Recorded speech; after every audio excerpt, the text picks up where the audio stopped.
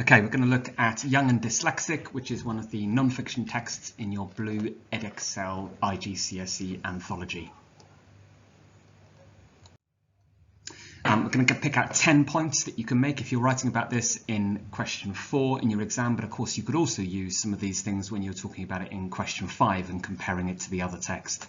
So the first thing we can do is mention that Ben Zephaniah uses quite a lot of emotive language, and there's several examples you can pick out, but the easiest one is perhaps on the first line where it says, "As a child I suffered but learned to turn dyslexia to my advantage."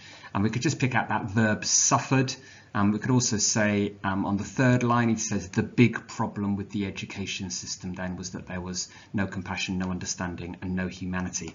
That big problem, we can call that emotive pre-modification, that use of that emotive adjective big before the noun problem. And what he's trying to do there is emphasize the impact that his dyslexia had on him when he was growing up. So if you haven't got those couple of notes written down in your copy, then jot them down at the moment, and then you could come back and you could have a go at writing out these 10 points in the form of an essay later to prepare. That would be probably the best way of doing it. The second paragraph really focuses on how social and cultural attitudes and awareness of dyslexia have changed since he was young. So when he was growing up in the 60s and 70s, people just didn't really know a huge amount about dyslexia, weren't aware of it, and attitudes towards young people and education and the way that teachers were in schools was very, very different. And he says in the education system then there was no compassion, no understanding, and no humanity. And of course he uses that list of 3 there, doesn't he, that tripartite sequence. And there's a real contrast between that and what he then goes on to say. So he then says, "I don't look back and feel angry with the teachers. The ones who wanted to have an individual approach weren't allowed to.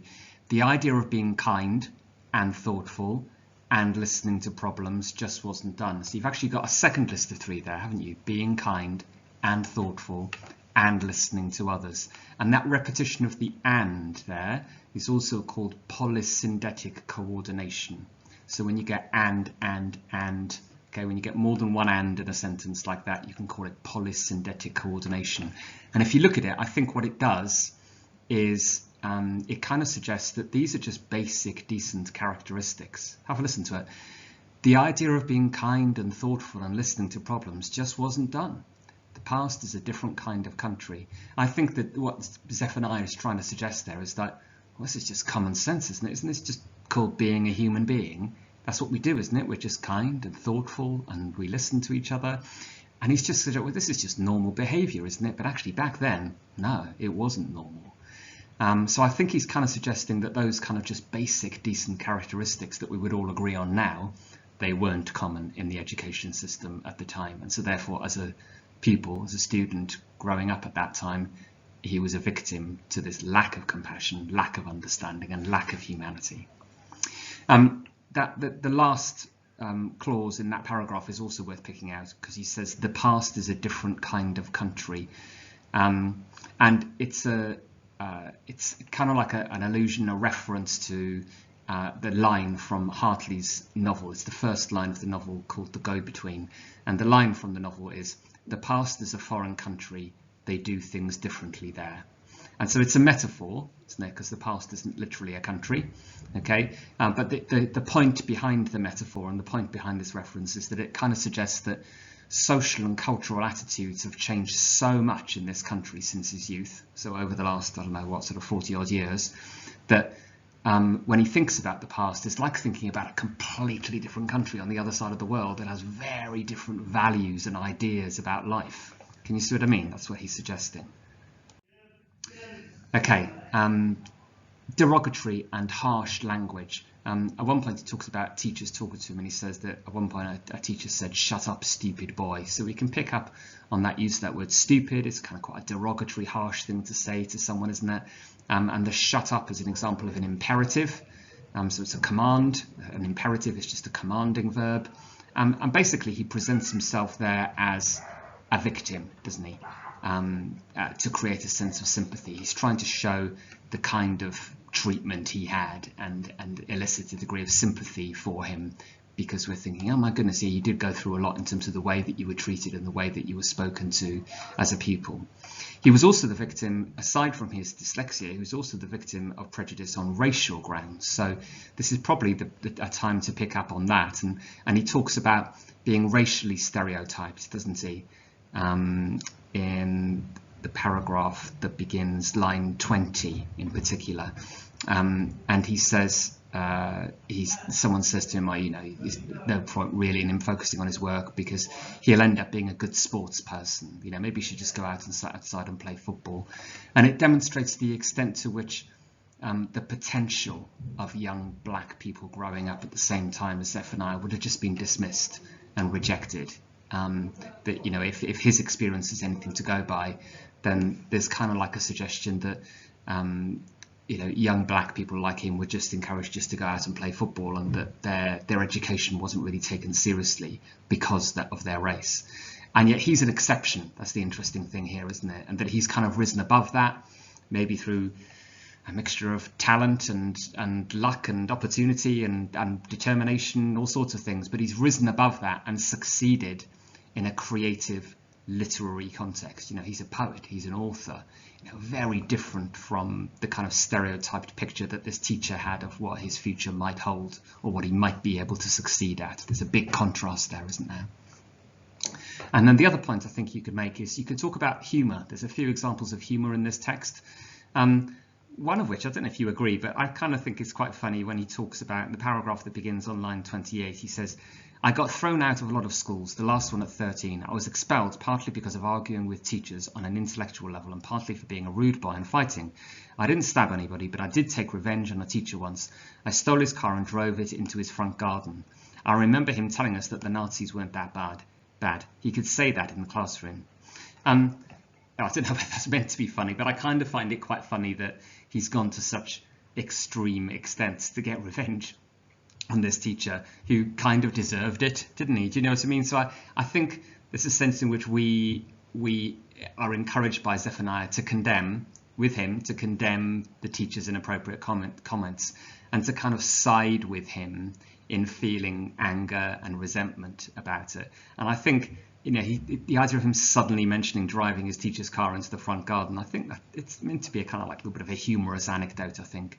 He also, of course, uses humour on line 52 when he talks about going to this adult education class and being told that he might be dyslexic and saying, do I need an operation?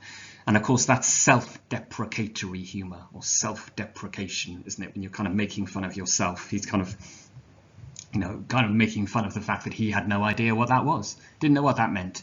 But we laugh with him at that, don't we, I think. And then I think one of the things we need to talk about when we're talking about this text is the fact that it's written in quite a colloquial style. And so don't just say it's chatty and it's colloquial. Try to pick out some of the nitty-gritty little language things that make it informal. So you could pick out informal expressions. So for instance, when he says about that quote, do I need an operation? He says, I was like, do I need an operation?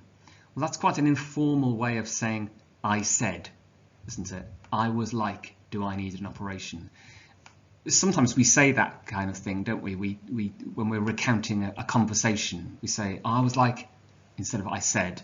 But it's something that we do when we're chatting. Here he is, he's writing, and he's kind of writing the way that he would speak. He's using the kind of expression that we use in speech, okay? But he's using it in writing. So it makes his writing colloquial, like speech, doesn't it? We could also pick up a lot of these things in isolation. You think, well, that's not necessarily informal. It's when you put them all together, just the fact that it's in the first person, the fact that he uses some taboo lexis, okay, quite mild, but he says bloody non-dyslexics, doesn't he, at the bottom. His use of humour, his use of contractions. He says I'm, I'd, don't. Yeah, so a contraction is when you just squash two words together with an apostrophe in them. He begins sentences with coordinating conjunctions. So coordinating conjunctions are and, but, or, and so. So for instance, on line 40, he says, but I think. Or on line 79, you've actually got two examples. He says, so don't be heavy on yourself. And then, and if you are a parent. And you know, think about it, informal writing, you know, if you're writing a formal letter or an essay, you would try to avoid starting sentences with coordinating conjunctions, wouldn't you? And so when you use them, it just makes your writing that little bit more informal, that little bit more chatty. He uses direct speech as well, doesn't he? So there are lots of little moments where you hear the actual words that someone's spoken. And all these things combined make it seem much more personal and direct and engaging and more likely to elicit, therefore, a sympathetic response from the reader. If it feels like Zephaniah is talking to you directly, you're more likely to respond to him and feel, on his side and engage with what he's saying. He also uses quite a lot of direct address. So the most obvious time, I think, is on line 73, where he's talking directly to his reader, and he says, if you're dyslexic and you feel there's something holding you back, just remember it's not you. That use of that second person pronoun, he's talking directly to these people here, isn't he? And that's very engaging, particularly if you're dyslexic at that moment, isn't it? He uses quite a lot of personal anecdotes. That just means like a little story about something that happened to you, whether he's talking about going to the adult education class or reading at literary festivals or the episodes of things that happened to him at school. It gives you a bit of a glimpse into his personal experiences and the steps that he's taken to overcome his difficulties and the prejudice that he's experienced and so on, doesn't it? And therefore, it makes you more likely to feel a degree of sympathy for him, I think. And then finally, right at the end, he comes back to this line, doesn't he, where he says, on line 85 to 86, he says, we are the architects, we are the designers. And remember, that's how he started the article, wasn't it, with that line, we are the architects, we are the designers. And there's syntactic parallelism there, isn't there?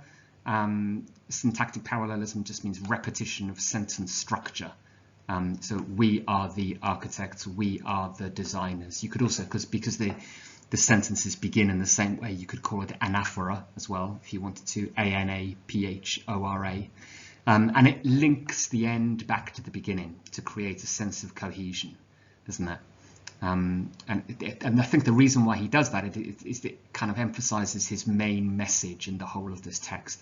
What he's trying to do is focus on creativity and potential and success. Yeah, so you might be dyslexic, but we're the architects, we are the designers. And of course, this use of the first person pronoun we as well, he's including himself with his fellow dyslexic readers. He's positioning himself alongside his fellow dyslexic readers. So it becomes very inclusive. There's this sense of togetherness there.